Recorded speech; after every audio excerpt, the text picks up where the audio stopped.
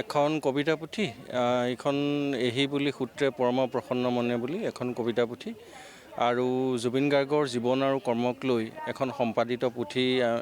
জুবিন কথা যাৰ নাম আমাৰ ওলাইছে আৰু দুয়োখনৰ প্ৰকাশক পাঞ্চজন্য প্ৰকাশ আৰু গ্ৰন্থমেলাৰ ষ্টলত উপলব্ধ ইতিমধ্যে।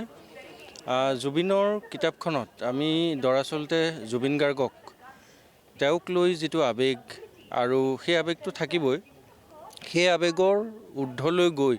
জুবিনক চোৱাৰ কাৰণে এটা একাডেমিক প্ৰয়াস এটা আমি ইয়াত চলোৱাৰ কাৰণে যত্ন কৰিছোঁ আৰু আমি ভাবিছোঁ যে বহুতখিনি ইতিমধ্যে কাম হৈছে, কিন্তু একাডেমিকেলি জুবিনক চোৱাৰ যিটো কাম সেই কামটো বাকী আছে আৰু আগন্তুক সময়তো সেইটো আমাৰ এটা জাতীয় দায়িত্ব।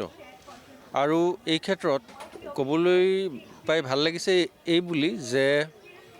এই কিতাপখনত কেতিয়াও কোনোদিনে ইমান দিনে নিলিখা মানুহে জুবিন গাৰ্গক লৈ লিখিছে আৰু তেওঁলোকৰ লেখাসমূহত আমি জুবিন গাৰ্গক অলপ বেলেগ ধৰণে একাডেমিকেলি তেওঁৰ পৰা আমি কি পাইছিলোঁ আৰু তেওঁ দৰাচলতে কেনেকুৱা এক সম্পদ আছিল সেইখিনি কথা আলোকপাত কৰিবৰ কাৰণে প্ৰয়াস কৰা হৈছে।